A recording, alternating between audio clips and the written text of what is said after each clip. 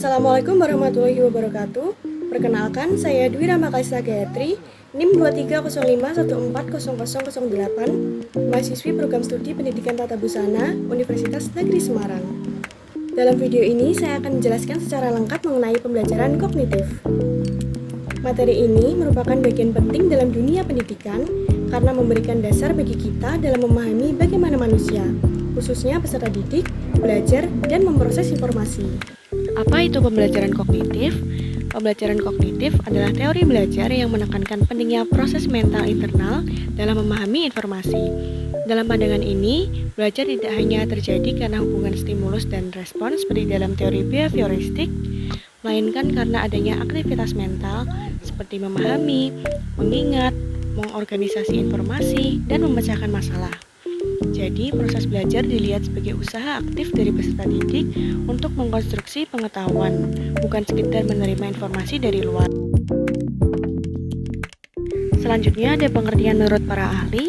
Yang pertama ada menurut Williams dan Susanto, yaitu cara individu bertingkah laku, bertindak, dan cepat lambatnya individu saat memecahkan masalah yang sedang dihadapi. Menurut Piaget, yaitu bagaimana anak beradaptasi dan menginterpretasikan objek dan kejadian-kejadian di sekitarnya. Menurut Gardner, yaitu proses internal yang terjadi di dalam pusat susunan syaraf ketika manusia sedang berpikir. Menurut Drever, yaitu istilah umum yang melingkupi metode pemahaman, yakni persepsi, penilaian, penalaran, imajinasi, dan penangkapan makna. Selanjutnya, ada prinsip utama pembelajaran kognitif. Yang pertama, belajar adalah proses aktif. Siswa tidak hanya menerima informasi, tapi juga memprosesnya. Yang kedua, pengetahuan dibangun, bukan diberikan. Setiap siswa bisa membangun pemahamannya sendiri berdasarkan pengalaman dan pemahaman sebelumnya. Yang ketiga, struktur kognitif sangat penting.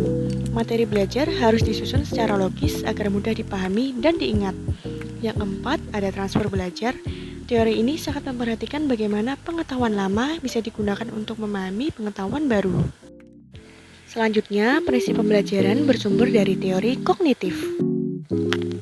Yang pertama ada konstruktivisme, menghubungkan pengetahuan yang telah dimiliki dan menggunakan pengetahuan tersebut untuk merespon pengetahuan yang diterima. Yang kedua ada konteks, pengetahuan yang dikonstruksikan oleh peserta didik tergantung pada konteks dan keadaan mental. Yang ketiga ada perubahan. Peserta didik akan mudah mempelajari pengetahuan yang sesuai atau dapat memperluas pengetahuan yang telah dimiliki. Yang keempat ada individualisasi, respon secara berbeda dan pendekatan yang berbeda dalam belajar. Yang terakhir ada belajar sosial. Peserta didik akan belajar secara efektif apabila mereka melaksanakannya dengan cara interaksi sosial. Selanjutnya ada strategi dan pendekatan dalam pembelajaran kognitif. Yang pertama ada peta konsep atau konsep mapping, membantu siswa mengorganisasi informasi secara visual. Selanjutnya ada discovery learning, mendorong siswa mencari dan menemukan sendiri pengetahuan baru. Selanjutnya ada problem based learning atau PBL, siswa diharapkan pada masalah nyata dan diminta mencari solusi berdasarkan pengetahuan yang mereka miliki. Selanjutnya ada penggunaan analogi dan asosiasi, menghubungkan materi baru dengan pengalaman dan pengetahuan sebelumnya. Selanjutnya ada mengajukan pertanyaan tingkat tinggi seperti analisis, evaluasi, dan kreasi. Di sini saya akan memberi contoh penerapan di kelas pada siswa SD, SMP, dan SMA. Yang pertama, pada siswa SD, mata pelajaran IPA dengan tema daur air. Tujuan pembelajarannya, siswa mampu memahami dan menjelaskan tahapan daur air melalui peta konsep. Aktivitas pembelajarannya, guru memberikan pertanyaan awal, kemana perginya air hujan? Siswa menyimak penjelasan guru tentang proses daur air. Siswa menyusun gambar tahapan daur air secara urut. Siswa membuat peta konsep untuk menggambarkan hubungan antar tahap. Hasil yang diharapkan, siswa dapat memahami proses daur air secara menyeluruh dan dapat menjelaskannya dengan bahasa sendiri. Aspek kognitifnya meningkatkan kemampuan mengelompokkan informasi, memahami konsep, dan berpikir logis. Selanjutnya pada tingkat SMP, mata pelajaran sejarah dengan tema tokoh perjuangan. Tujuan pembelajarannya, siswa mampu menganalisis dan membandingkan strategi perjuangan tokoh nasional. Aktivitas pembelajarannya, siswa dibagi kelompok masing-masing mempelajari tokoh seperti Soekarno, Hatta, Sultan Syahrir. Kelompok membuat tabel perbandingan strategi tokoh. presentasi kelompok, dan diskusi antar siswa, guru memberikan pertanyaan krisis untuk pendalaman. Hasil yang diharapkan, siswa dapat menjelaskan perbedaan strategi tokoh secara kritis dan logis. Aspek kognitifnya, melatih kemampuan berpikir tingkat tinggi seperti analisis, evaluasi, dan penyimpulan. Selanjutnya, tingkat SMA pada mata pelajaran biologi dengan materi sistem pencernaan. Tujuan pembelajarannya, siswa memahami proses kerja sistem pencernaan dan fungsi setiap organ.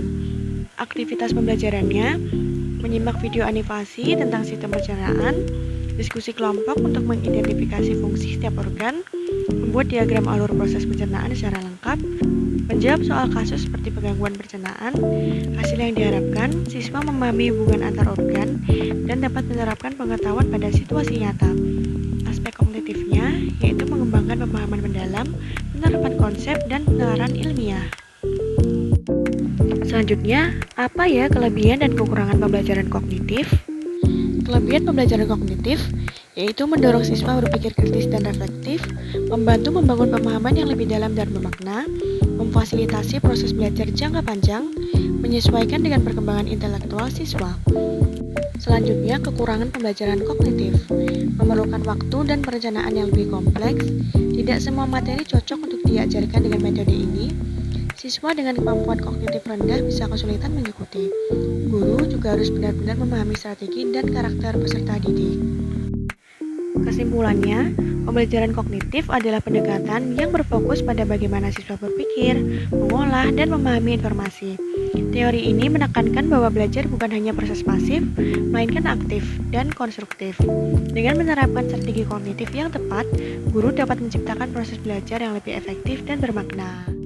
Berikut ini adalah referensi yang saya gunakan. Terima kasih telah menyimak video penjelasan saya mengenai pembelajaran kognitif. Semoga bisa menambah pemahaman dan bisa diterapkan dalam kegiatan belajar mengajar. Terima kasih. Wassalamualaikum warahmatullahi wabarakatuh.